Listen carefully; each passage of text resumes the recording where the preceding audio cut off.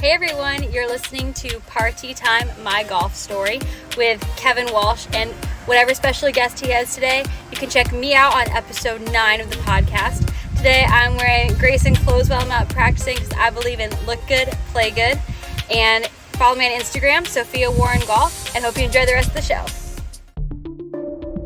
It's Party Time, My Golf Story, brought to you by Party Drinks. Classically designed golf drinks for golfers by golfers. And the golf real estate pros Gene Walsh and Vince Vizzacaro. For your Southwest Florida real estate needs, check them out at suncoastdreams.com. Now here's your host, Kevin Walsh.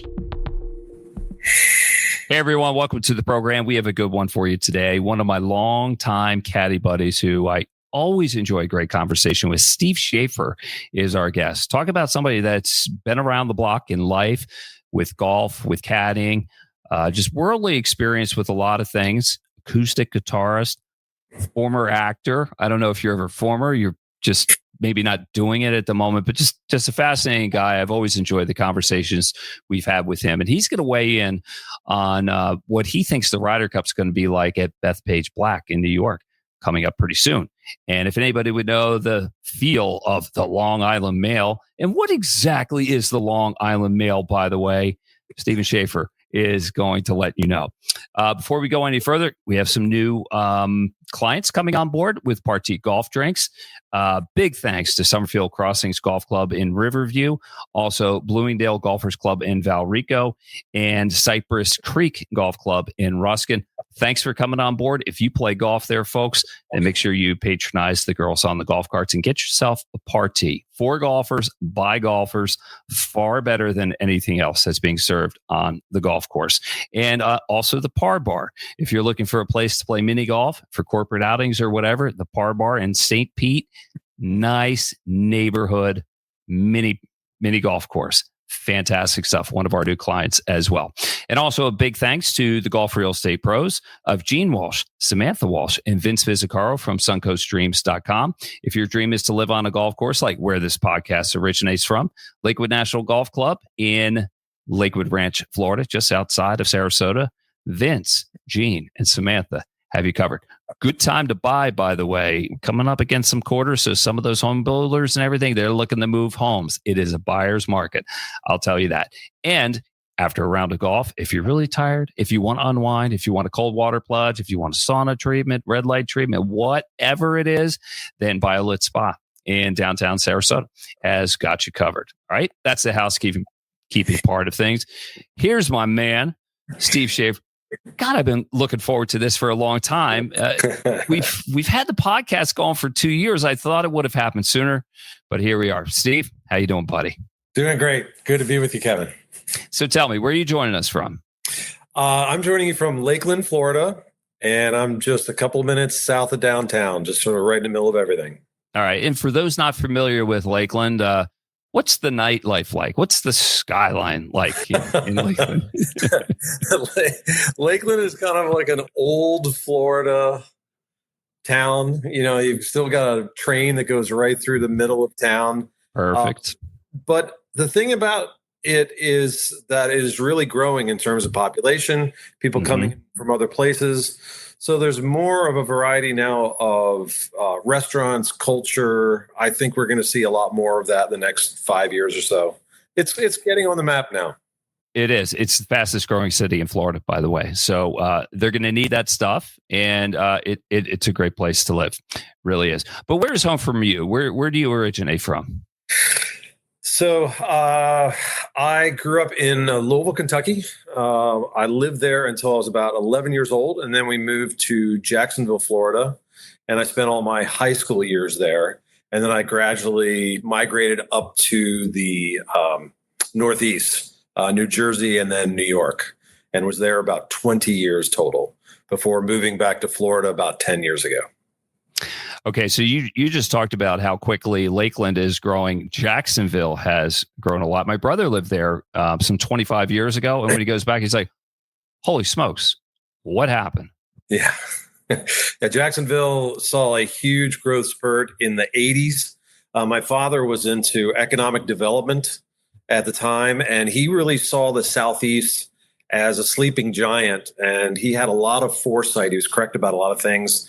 Cities like Charlotte, North Carolina, Atlanta, even Greenville, South Carolina, Jacksonville, Florida. He was right about all of them, and he was able to help a number of cities, kind of put themselves economically on the map. And he loved what he did. So we wound up in Jacksonville, and he started working for the local Chamber of Commerce, doing a development drive for them, and it kind of went from there. So I loved it. I loved living down in Florida, and I loved the fact that you could be outside 12 months a year and doing a lot of things outside and really enjoying the what nature had to offer: sports, being on the water, all kinds of things. So it was a great place to be.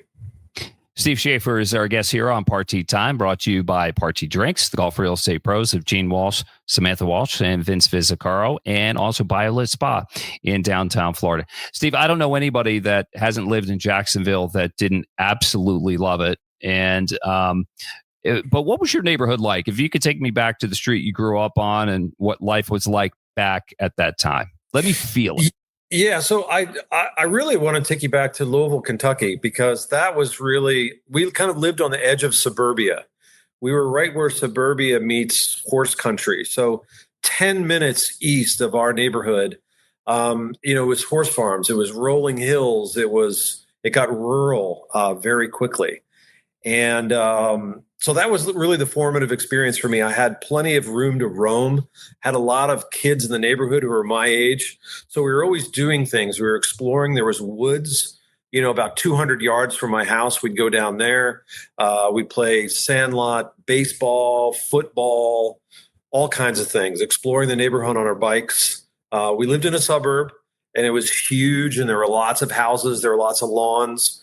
And so we were just extremely active. And of course, you had the Four Seasons there in Louisville. So there was, sledding in the winter, and in the summer, people would have like little, try to do this, fill like little backyard pools, things like that. So there was plenty to do all around. And then when we moved to Jacksonville, I was very, very fortunate. We actually lived in Sawgrass, the original Sawgrass in Ponte Vedra. So we lived in a condo for a long time, right on the edge of the old Sawgrass golf course where they used to play the Players Championship before they moved it across the street to the stadium course.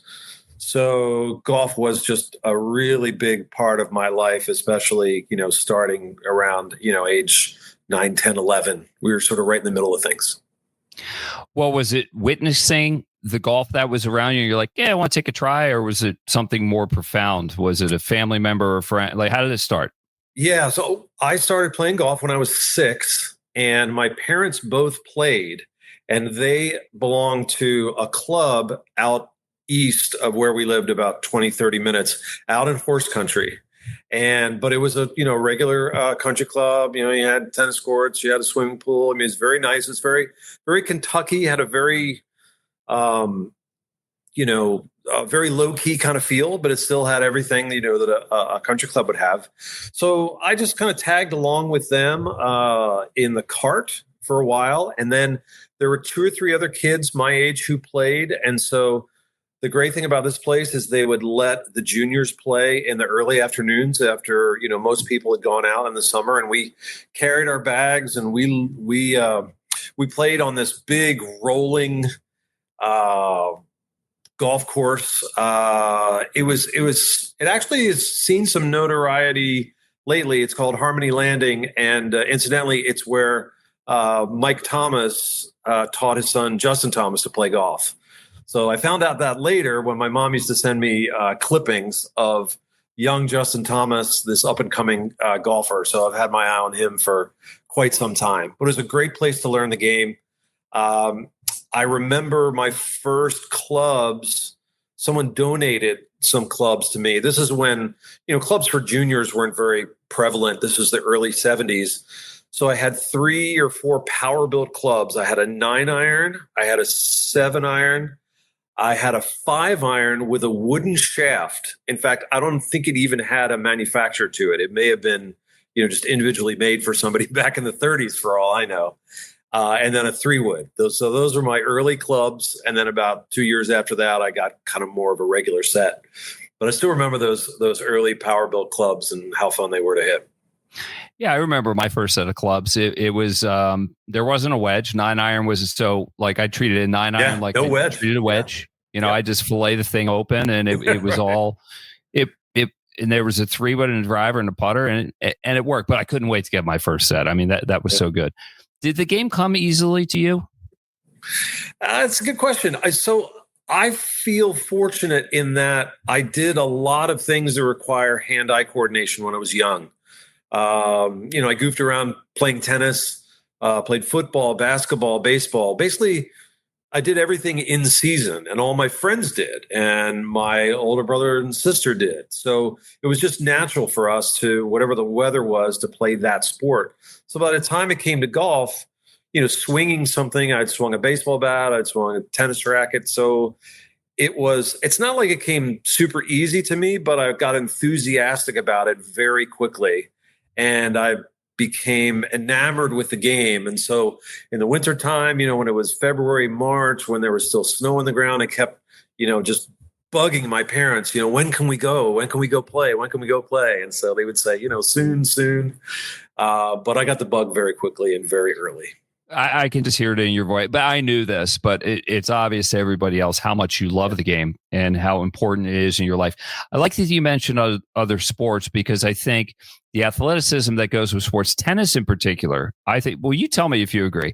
I think if you could play tennis and baseball as well, golf is just an endless series of singles up the middle. Yeah. Okay, if we keep it that simple, or flat forehands up the center of the court, and you hit through the ball. You don't hit the ball. Does this sound about right? Absolutely. Sure. Yeah. It's a very easy transition. There's not a lot of mental gymnastics that a coach, I think, has to do with someone who's learning golf for the first time. Even, hockey players who come to golf. I mean, they might have some issues, with, sweeping it or hooking it or whatever, but a lot of them are naturally strong anyway, and they can just adjust as needed to, have a really workable golf swing in a pretty short amount of time. I mean, everybody that I grew up with, I knew nobody who was golf specific, who was an athlete. That just wasn't a thing when I was a kid. And I love the fact that everybody did everything. I mean, Jack Nicklaus was like the big guy when I was growing up, and he played all the sports growing up in season. And so that was just kind of the model. My parents were the same way. They just did everything as it came, I did the same thing. Once October was done, the clubs were away.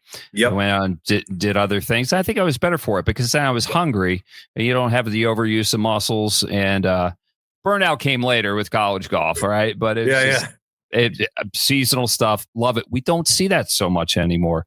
Maybe that's why kids are so good, but maybe why they burn out. So do you remember the first time you broke, say, 80?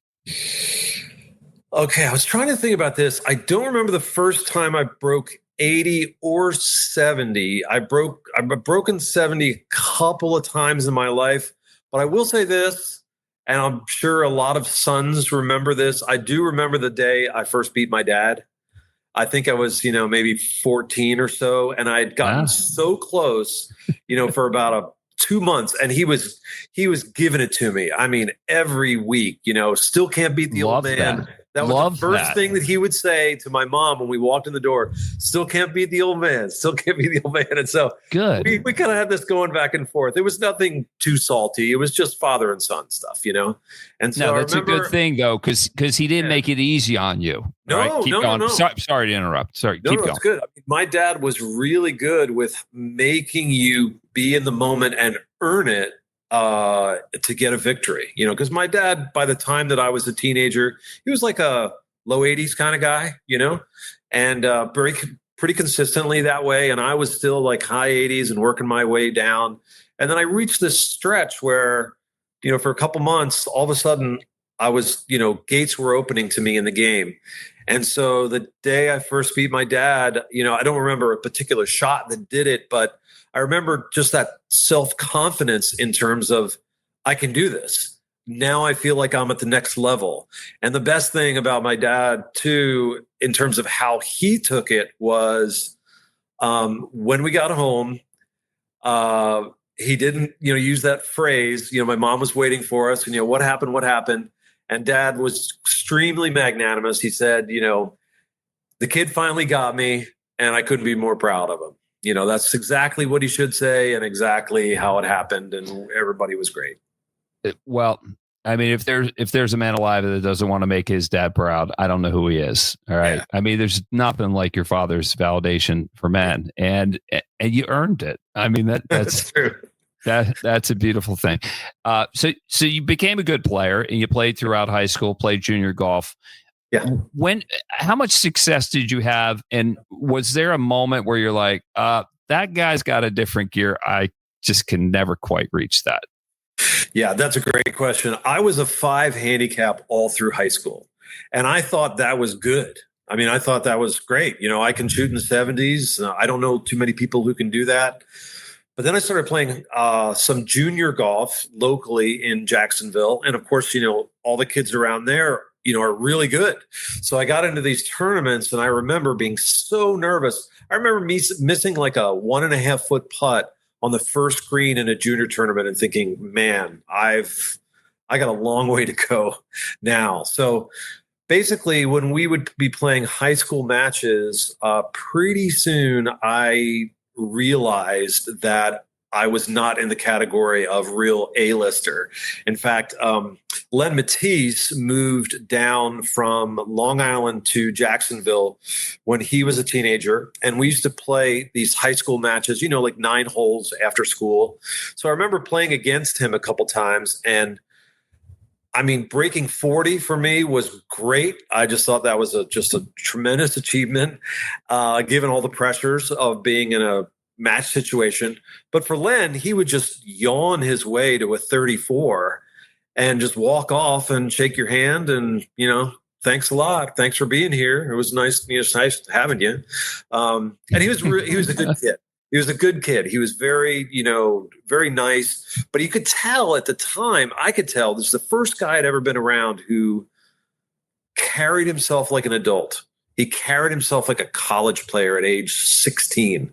He had this pre-shot routine. His shots sounded different than mine. His ball flight was different than mine. Everything was so consistent.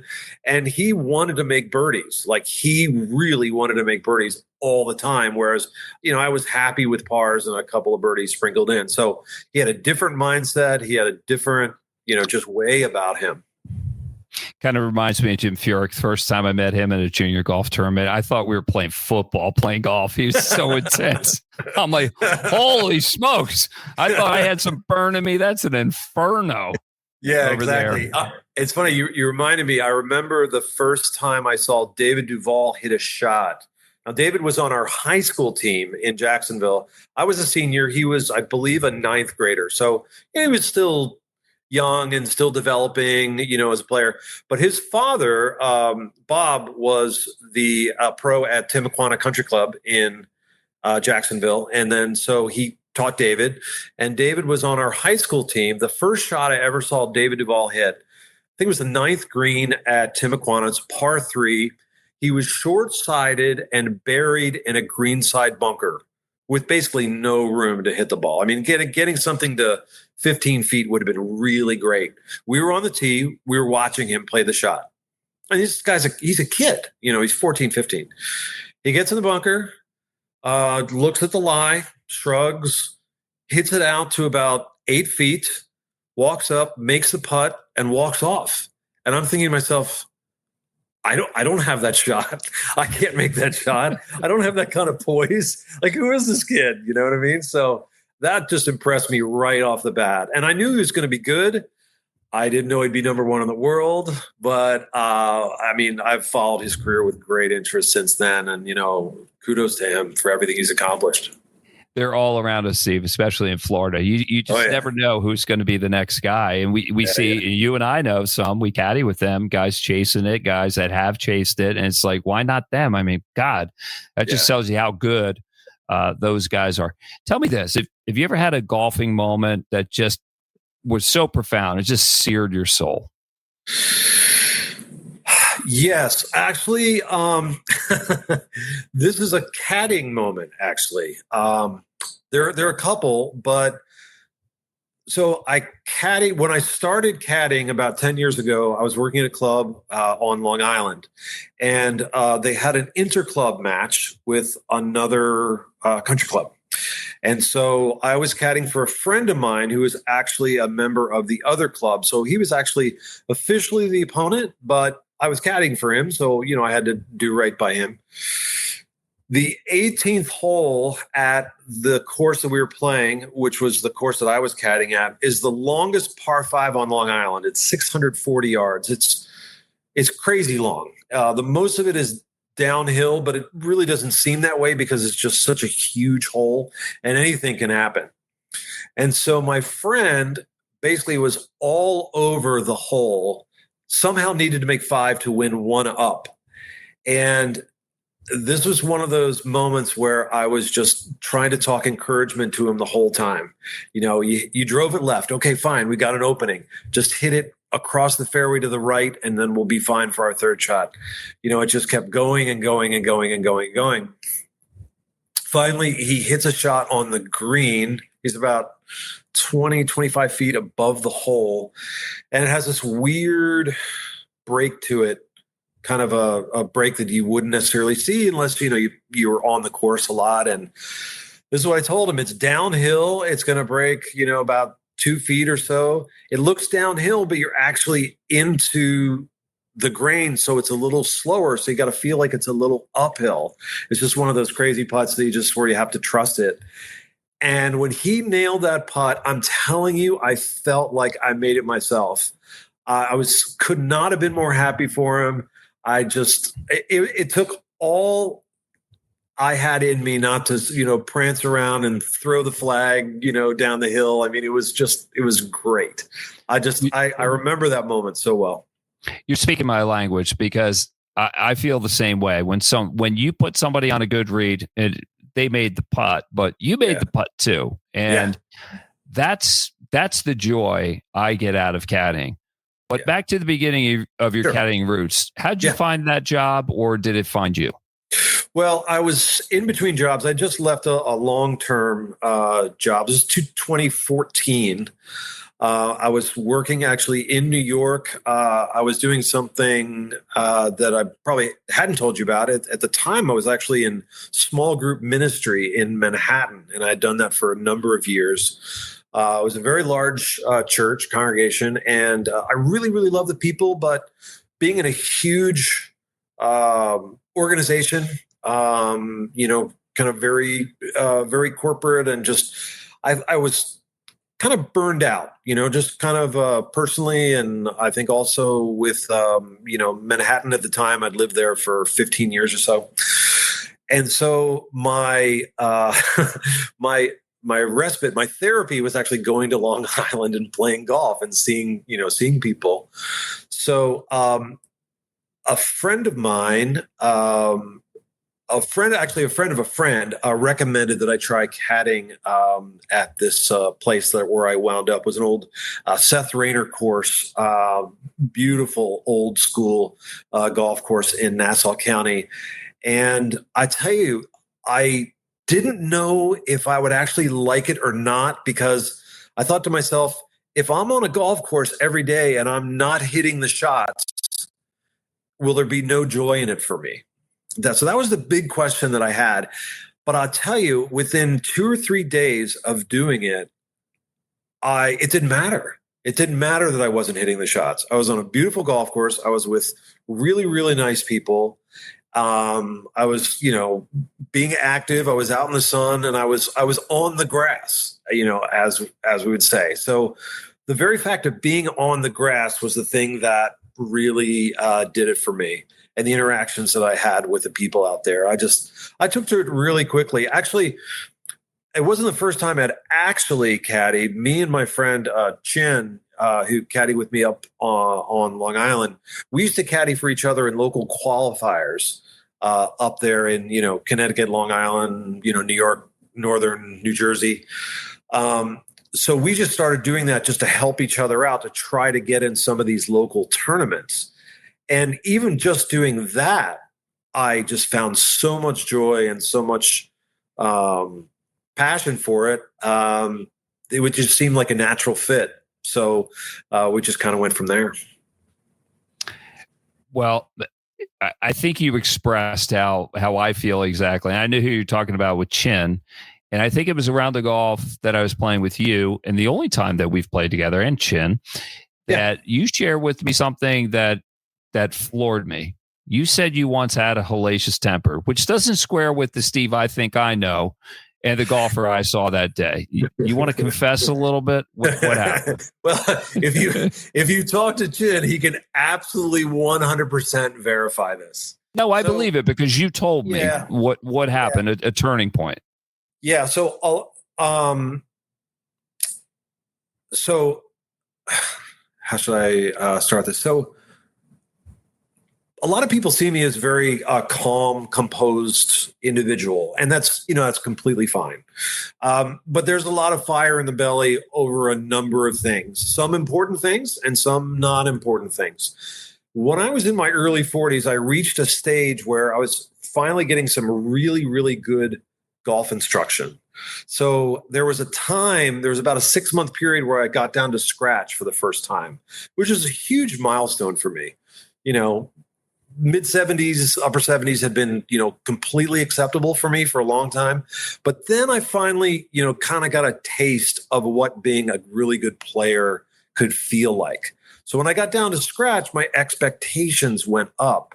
But the problem is, I was in a situation where I wasn't able to play and practice as much as a scratch golfer needs to keep that kind of index. So whenever anything went wrong, which of course it's going to do if you're only like playing twice a week and maybe practicing, here and there when you can, things just aren't going to go your way all the time. So I used to joke that for a time I could have won an Olympic medal for club throwing. I mean, it got bad. And my friend noticed it, and I really wasn't embarrassed by it because I thought, this is showing my ferocity. But then something happened, and this is a turning point. I mean, I say this like, sometimes an alcoholic will say, it was that moment where, I almost killed someone in my car, and all of a sudden I realized I had to stop drinking. I don't want to be overly dramatic, but it was one of those moments. We were playing this really nice public golf course up in the Bronx, and I had just missed a makeable birdie putt on a really hard long par 3. And I think it was just a couple months worth of frustration came out, and I went to swipe my ball off the green. And instead of swiping my ball off the green, I swiped my ball plus some really nice turf that was about, 6 inches from the hole. And I was my blood ran cold. And I said, have I really gone this far? Am I really taking this way too seriously? Am I taking myself too seriously? Am I making the game am I being making you miserable? People actually don't play golf around because of these outbursts. And I tell you, from that moment on, I just feel like I was different. I almost felt like God was saying, just relax, enjoy the game. You don't have your name on your bag. It doesn't mean all of that. And I actually started really enjoying it more without any outbursts. And I played great. I played fine, given all that I could do. But it was just that moment it was like, I remember my dad saying when my dad quit smoking, he said, I was looking around at all the trash cans that were in the house, seeing if there was a cigarette butt that I could, somehow get one more toke out of. And he said, I had to look at myself in the mirror and say, my God, has it come to this? And so that was that moment for me. And so thankfully, as a turning point, from that point on, I have just thoroughly enjoyed the game, without the outbursts. And it's just been great. Well, I've enjoyed the brief times that we've played golf together. And I'll share with you because you shared like something that's kind of personal.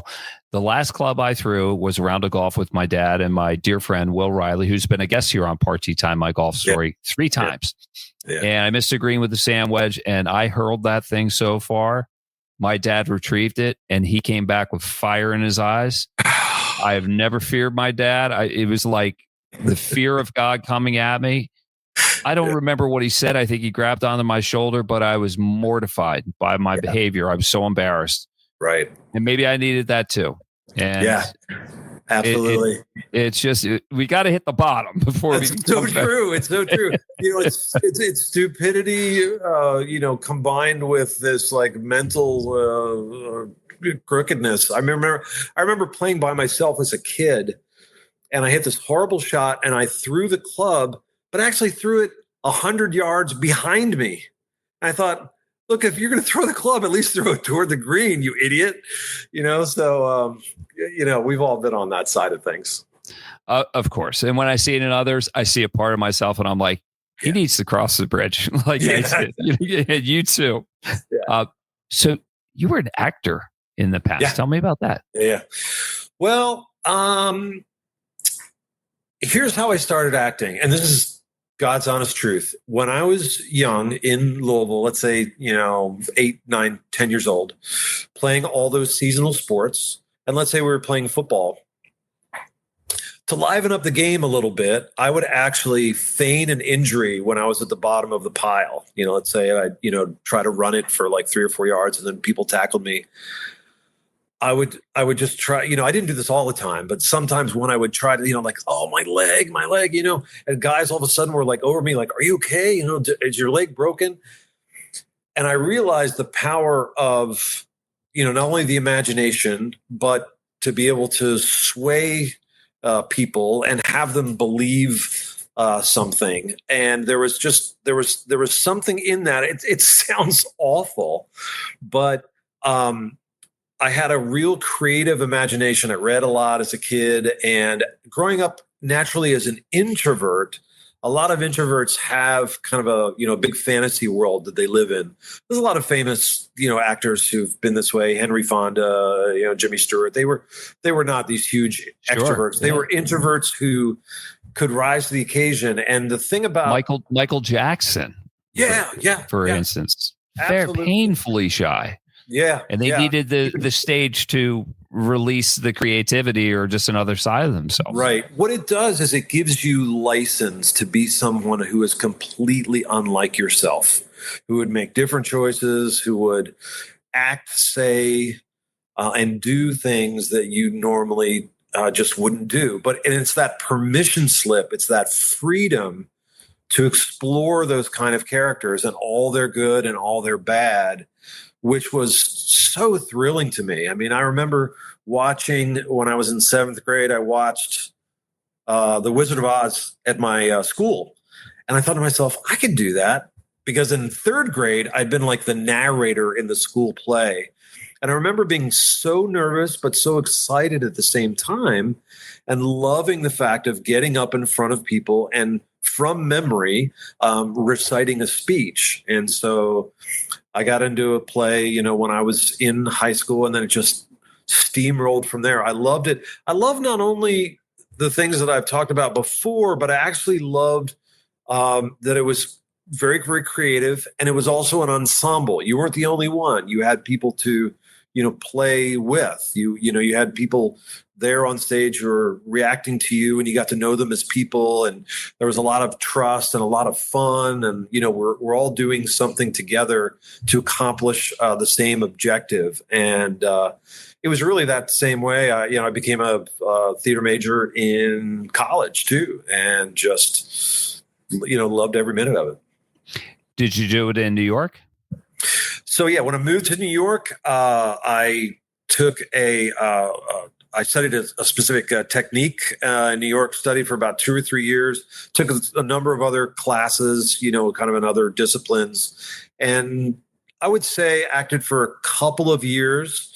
After that, I took a full-time job that was more along the ministry lines, and that took over my life for a number of years. And it was great because it was, it was being around people. It was doing something that I absolutely loved. I think what happened is in the early 2000s, I put theater down, and then I just never picked it back up. It wasn't, and it was fine. It was okay. There were other ways that I was able to stoke my creativity, because it's just a great place to do that, New York. Did you sing and dance? I wasn't trained as a singer. I love to sing. Can't dance, but I love all of it. In fact, looking back, the people who really work in the industry, especially a town like New York, they're the people that do musicals. They're the people that can sing and dance. They're the people who, go to the big, they're in the crowd pleasing shows. And so as a vocational decision, the more ways you can market yourself, the better you are. And so I really admire those people, because they're a triple threat. Oh, I do too. Oh my God. I love going to Broadway. When I lived in Philadelphia and Boston, I would take the train down just to see a show, and I get out of town, and I would look at those people and I'm like, God, are you talented? You're so talented. Can some of that talent fall off on me, please? Yeah.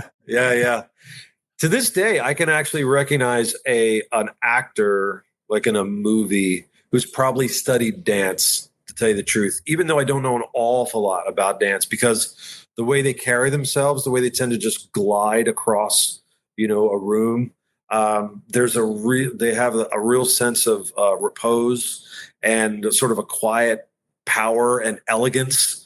You can just really tell it in a person, and it's something that you can, because you have that trained eye, and I think we have it with golf. Don't we know a good golfer the second we see him? Oh my gosh, yeah.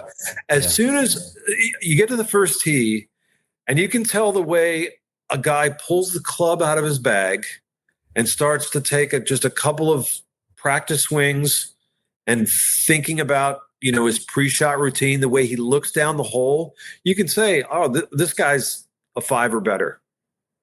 Definitely. 100%. We can spot him a mile away. I mean, I think I can do it just looking at his clubs, the wear marks on his clubs, kind of clubs he has. If there's a ball retriever in there, we know what we're in store for. Has it been regripped, the ball retriever? I don't know, but if you're trying to present yourself as a good golfer, get the ball retriever out, because you're sending a signal that you don't want anybody to pick up on. Exactly. So the theater stuff, I know you have a creative side, love music. You play music. What do you play? I play acoustic guitar, and I started that really back in the 90s. Some friends of mine played, so they showed me some stuff, and I'm one of these people who listen to a lot of acoustic music growing up, a lot of singer-songwriter stuff from the 60s and 70s, and I just loved that. It made me want to think, what are those notes? I wish I could play those notes. So I had a couple of friends who played, and I did it for a couple of years and then kind of put it down. And then about 6 years ago, I realized there was a kind of a big hole in my life, creative wise, artistic wise. And I thought, music, that's the gap, because I grew up in a very musical family. My father played the trumpet. He was like in a drum and bugle corps before World War II when he was a teenager. My mom and my sister played piano. My brother played clarinet. I played piano for a couple of years growing up, and just kind of grew out of it a little bit. When I hit adolescence, there were just a number of things I wanted to do, but I always wanted to play an instrument that was portable, that I could just sit in a chair and play, that I could sit under a tree and play. And that was really the thing that took me to guitar. So, it's one of those things that it just gives me a lot of joy. And even, playing songs that I grew up loving is great, but also just coming up with, I'm a big language person. I love language, literature, poetry. So I'm in the process of, writing some songs, creating some songs. I have a bunch of titles. I probably have about 30 titles for songs. I just don't have the song yet. So it kind of works that way for me. But you're creating stuff. I'm so jealous of people, of you being able to play guitar and play it well, and piano. If there were any two instruments, I would start with piano and then guitar, because they're so versatile. You don't need that much. It's enough. And for me, it's all about the singing. And I bet you didn't know that about me. Love to sing. Karaoke good. king. Good. Oh, I love it. Yeah. Well, you gotta break the ice, right? Like the nights where you go out and sing, folks in the States call it karaoke, but it's really karaoke. It's Japanese. Yeah. Everybody must do it. And once you do it, I think you'll be hooked. Right? Yeah. Yeah. I've done it. Yeah. Oh, it's nothing better. A lot of the second generation Koreans that I knew in New York, they dragged me to some karaoke bars. We had a great time. Oh, it is a good time. We got to talk about the Ryder Cup. All right. Yeah. I am looking for. I know you're more geeked up about it than me, and I heard you say a term which I kind of got. I wonder if you coined it, but I know you can explain it. The fans that are going to be at Bethpage Black on Long Island, and you mentioned the Long Island Mail. What is that? Okay, so the Long Island Mail it's not a phrase that I coined. There was a guy who played the top 100 courses in the world. And when he got to Bethpage Black, he had a paragraph where he started talking about the Long Island Mail. And I just laughed out loud because I said, I know that guy. I know all those guys because for about 10 or 12 years, I played a ton of golf at Bethpage. I kept my handicap there. I mean, I was one of these guys who would take the train from Manhattan to Long Island, get on like a 4 a.m. train, get out to Farmingdale, take a cab to the course. And what I would do is I would play twice during that day because as a single, all the people who sleep in their cars get the early tee times. So what I would do is, and a lot of people don't realize this, Bethpage has 5 golf courses. It's a huge property. It's a state park. People ride horses there. I mean, there's all kinds of things you can do. So I would play like the blue course or the red course in the morning, and they would give you this like little bracelet on your wrist that showed that you had a tee time on the black at like, 2:30 in the afternoon. So I'd spend the whole day out there. I'd walk 36 holes. I mean, I'd just be, dead by the end of the day, but just loved it. But you do realize that you run into these guys out there at the park, and it's great because Long Island is, there are a lot of people that, it is attached to New York. So there are a lot of people that, make a lot of money out there, but Long Island is a series of small towns. And so you've got the teacher, the construction worker, the accountant, all kinds of people in all kinds of vocations. But the thing about it is, you realize when you move to New York that people are extremely direct there. I didn't grow up in a culture like that, but because of the fast-paced nature of the city, people have to be direct, Like when you're stepping off a subway car, you got to do it fast because there's 50 people behind you who need to get off. They'll run you over. It is what it is. Yeah, there's just a cultural understanding. So in terms of where that hits Long Island is, and I'll read you the description from this guy that had that talked about it. He said, I would comment that the Long Island Mail, though, is a unique breed. They're a cross between 2 distinct and not necessarily complementary personality traits. Half the time charming, funny, and entertaining, and the other half in-your-face obnoxious. Staying to have a beer in the clubhouse after the round is mandatory so you can soak up the true attitude of the Long Island Mail in all his regal splendor. You'll no doubt remember it. I love that. These guys, they are right up there. I mean, they there's no filter. They hold nothing back. I remember we were on the first tee of the blue course one day, and this is like 6 a.m. because people are teeing off at 5:15 in July, and there's no mulligans at Bethpage ever because you got a mile of people behind you. So this is a guy. He's right out of Central Casting, black V-neck sweater, gold chain, rings, hair slicked back. His name is Dom. I mean, I'm not making this up. This is Dom. Love it. So we're playing with Dom.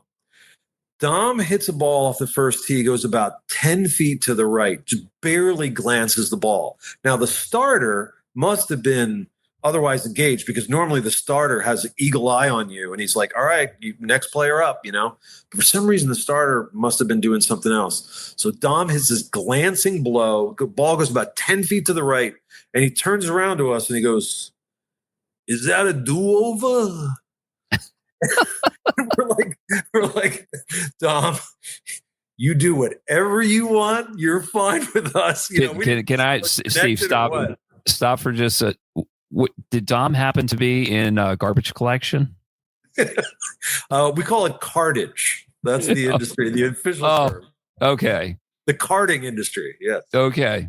Was he involved in? Was it that kind of a Dom? I didn't ask Dom a lot of personal questions.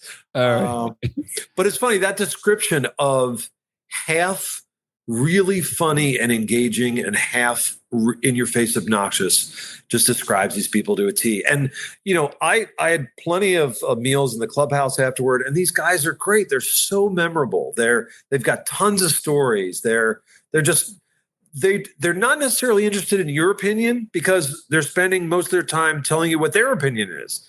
And that's okay. That's fine. That's fine. So these guys are going to be out in droves at the Ryder Cup. Now they have raised the prices a lot, is what I heard. Maybe trying to get more of that corporate buy rather than the hoi polloi out there. But there's still going to be plenty of guys. I think it's going to be a really raucous atmosphere. Obviously, it's a course that kind of lends itself to that, and huge crowds, huge grandstands. My only hope is that there's not a fan incident that affects play. Like, you can be as rowdy as you want. I wish people wouldn't demean other players or, insult them. You don't want any of that. Some of that's going to go on. But I just hope that somebody doesn't shout something when someone has a really important putt or, in the middle of a backswing. Well, because that would be a cardinal sin. Okay. Well, it would be, but to these guys, it's just rooting.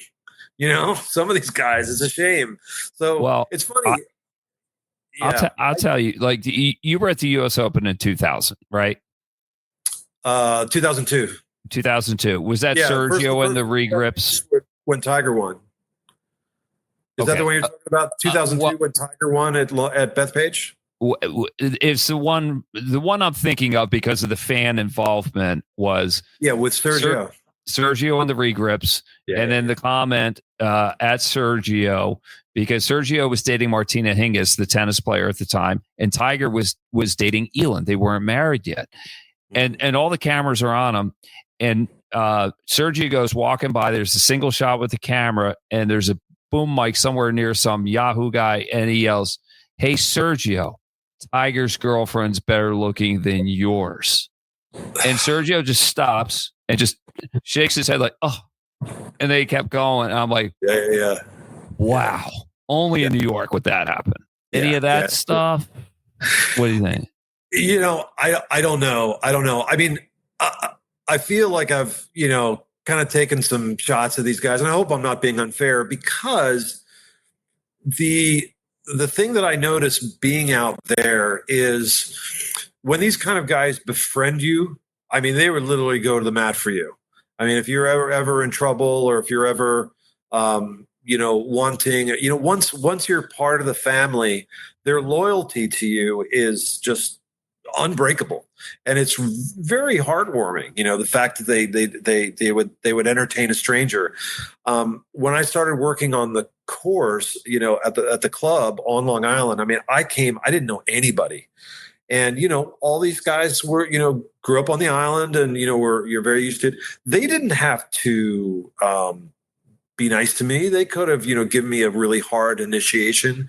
But I'm telling you, from the get-go, they were warm and outgoing and gracious. I mean, I'm talking the other caddies as well as the members, and the members were fantastic. Some of the best people you could ever meet.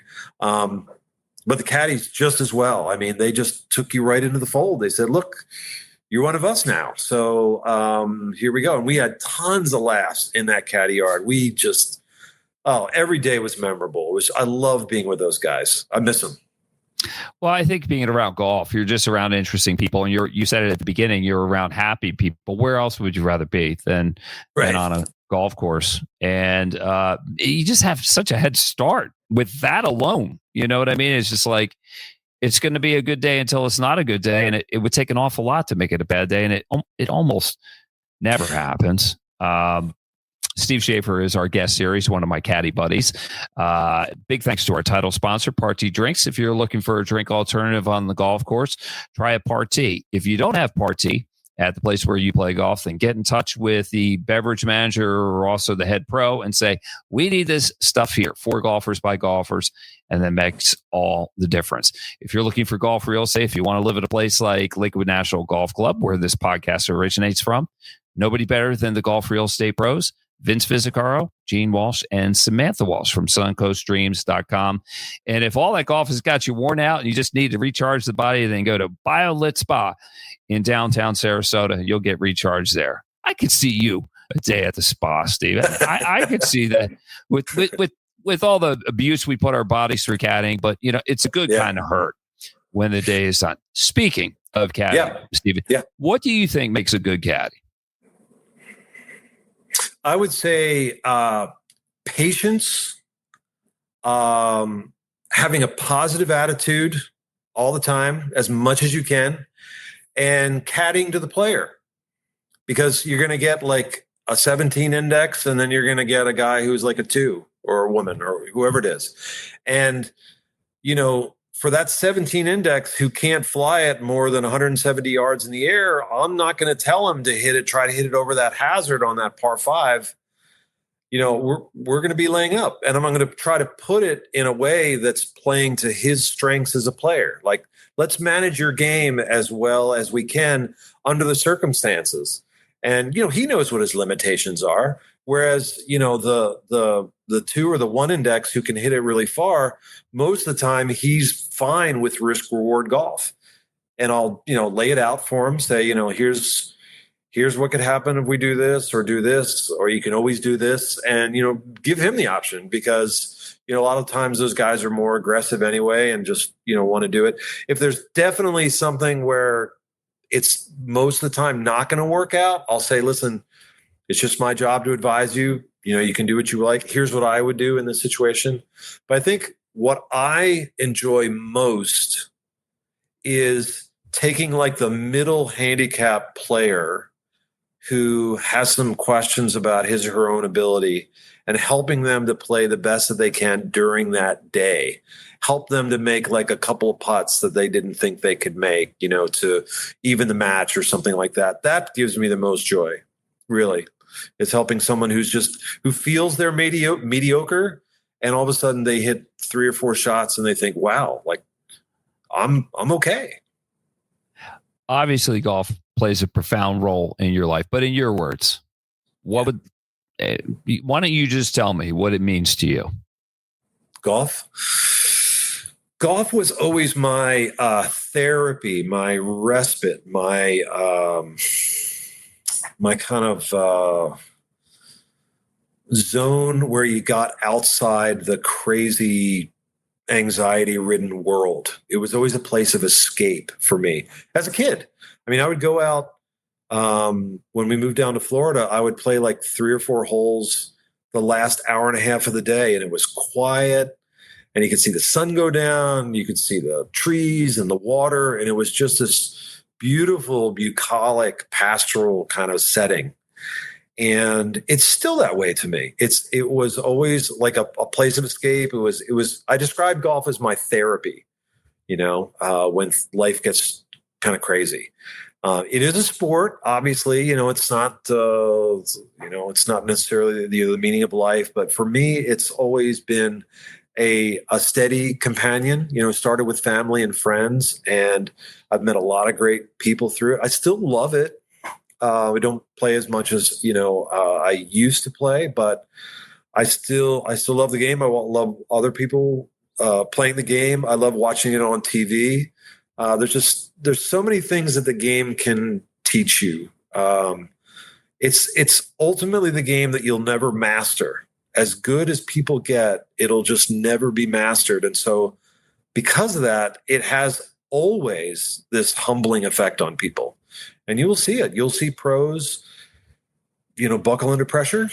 You'll see people who should hit shots all of a sudden hit, bad ones, and it comes out of nowhere. So it's a tremendously humbling game, but it's also really rewarding because it's physical, it's mental, it's emotional. It's something you can do with your friends. I mean, what other game can you play outside and, smoke a cigar and have a drink and walk along and talk with your friends while you're doing it? I mean, it's great. It's competitive. It's fun. It's community. And for community, love that word. For men, you need the event that brings them together. And we see those groups of men that come back and they do it every year, a different place or whatever. And it's beautiful to see. But without golf, it would be hard to keep that group together. How old are you, Steve? 58. How much longer are you going to caddy? Don't know. Open question. So far, my body has been cooperating. I've got to do a lot of stretching and, make sure, I eat right in order to do this job effectively, especially, when you're walking and being out in the sun. The summer gets really, pretty bad here in Florida. I don't know. I mean, at least for the near term, if you find something you enjoy, why not keep doing it at least for a while? I'm with you. Yeah. Getting down to the end here. If you had one golf to tip and you're qualified to offer a tip that would help anybody, what would it be? Great. Can I tell you that? And then one Long Island story? Absolutely. Okay. Right. So the tip would be, okay, so I had this guy about 3 months ago and we were 150 out. I mean, everybody knows this yardage, So we're 150. I say, 150. And he says, I have a gap. I said, what do you mean? He said, it's between clubs for me. So, okay, hit the 7 or hit the 6. Okay. So then we got to 100 yards and he said, I have a gap. I said, wait a minute, you have a gap 150 and 100 and probably 122. So, he felt like he was always in between clubs. So it was kind of a joke between us. So the lesson here is learn to hit those tweener shots. It's not hard. If you're 3 or 4 yards or 5 yards outside of your wedge range, learn how to hit a grip down 9-iron. I'm telling you, you can pick this up in 10 minutes on a range with the help of someone who knows what they're talking about. It's great, especially when you play in the wind. You use these shots all the time. People are used to their stock yardages. They say, oh, I hit a 7-iron 150 yards. Well, yeah, I mean, at sea level with no wind and, you're not hitting uphill to a green, but most of the game is adaptation. And so, gripping down and hitting the longer club usually will really help you because you'll swing smoother. You'll actually hit the club 3/4 because you won't have this massive backswing. And also, the ball flight will come out lower, so it won't balloon. If you're in a windy situation. Once people learn to do this, they really enjoy the game a lot more. And they start making their own decisions. The other thing I would say is, if you're in a fairway bunker with a lip, and I've seen this so many times, do not hit the 5-iron, hit the pitching wedge, get it out, get back on the fairway and learn to live another day. Get back to honest. So you can use this. I have the 80% rule, and this goes back to my broadcasting days, having covered a lot of criminal trials. To convict something beyond a reasonable doubt. There's no such legal term as a shadow of a doubt. Beyond a reasonable doubt. And roughly speaking, it's 80%. Yeah. So I always tell my players, if you are not 80%, you can get that over. You keep clubbing down till you're at 80%. All right. You can have a little doubt. Like that. You can have a little doubt. All right. I like it. But you got to be sure of it. Okay. Final thing. What's the Long Island last story? Okay. So this will encapsulate a little bit of Long Island for you. This actually happened to my friend Danny, who was the first person I met when I started working at the country club there. Danny was a great guy. Very first time he met me, greeted me with this big smile, wanted to know all about me. I mean, he's a friend for life. Very, very dear guy. But when you have a situation where you have longtime caddies and longtime members at a country club, there's a lot of comfort because you know each other personally. So sometimes you can say things that you wouldn't normally say. They're a little bit off the grid, but not necessarily disrespectful. They're just kind of digging, because the players love to dig at you a little bit. So sometimes you can dig back if you have that personal relationship. So Danny is caddying for this guy. He's a good player. It's like a 5 handicap, plays all the time. He's a guy you really want to caddy for, great sense of humor, really intellectual guy, great guy to be around. Well, halfway through the round, he starts hitting these hosel rockets. He's a left-hander, and so these balls are going like straight left. Now, the course that we were at, once you get to like number 8, 9, and 10, for example, 9 and 10 are both par 3s. If you hit the ball straight left, you have to walk 60, 70 feet down a huge hill. You've got all this heavy rough. I mean, it's a nightmare even just to walk down to try to hit the ball down there. So the guy does it on 9, the guy does it on 10. And, Danny's like, what in the world's going on? Like, and he starts doing it. So by the time they get to the 12th fairway, he hits a decent drive. He's out there. So Danny says, all right, we got 152 to the pin and 70 to the trees on the left. And that's it. He just stops and just looks right at the green. And the guy looks at him. Stop. Yeah. Steve, stop for just a sec. Sure. Back up what you just said about 20 seconds. All right. Just because the Wi-Fi went out for a sec. I want to make sure I get this. So where you left off, where I could last hear it, like Danny said something to the guy. All right. Yeah. So the guy's been hitting these, hosel rockets, left-handed shanks, most of the front 9. So they get to the 12th hole.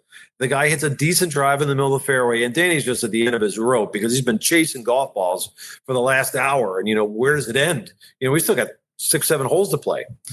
So the guy hits a decent drive, and they're out there. And so Danny says, all right, we've got 152 to the pin and 70 to the trees on the left. And that's it. That's the information. And the guy's like, what? Meanwhile, the guy's partner is dying. I mean, he is just doubled over in laughter. And the guy goes, did you hear what my caddy just said to me? And Danny says, listen, I told you. We got 152 to the pin. We got 70 to the trees on the left. So that was just making light out of a horrible, horrible situation. But the fact that he had that relationship with him, everybody was laughing by that point. It was just great, Yeah. But that's a little bit of Long Island, kind of knife twisting in a really good way. I heard stuff like that all the time, and I loved it. That was a Long Island male before the phrase was coined. Exactly. It was Danny all along. We didn't know. Wow. Yeah, Danny's an Irish Catholic. He's not going to hold anything back. He's just going to let you have it. He's great. Perfect. He's in my tribe, my kind of guy. Steve, really enjoyed the conversation. I told you we'd talk for a half hour. We just talked for an hour, but time flew. And I hope you enjoyed it as much as I did. I know everybody else did as well. Definitely, Kevin. Really great to be with you. Thanks for the opportunity. Good times. Steve Shaffer has been our guest here on Party Time, My Golf Story, brought to you by BioLit Spa in downtown Sarasota. If you're a little beat up after a round of golf, go to BioLit Spa. They'll take good care of you. If you're looking for golf real estate in the Sarasota area, nobody better than the Golf Real Estate Pros, Vince Vizzacaro, Gene Walsh, and Samantha Walsh from SuncoastDreams.com, a division of fine properties and Party Drinks. If you're looking for a drink alternative on the golf course, try a Party. You'll be glad you did. For Steve Shaffer, I'm Kevin Walsh. We'll see you again next time on Party Time, My Golf Story. You've been listening to It's Party Time, My Golf Story, brought to you by Party Drinks. Classically designed golf drinks for golfers by golfers, and the golf real estate pros Gene Walsh and Vince Vizzacaro. For your Southwest Florida real estate needs, check them out at suncoastdreams.com or call 941-220-4000.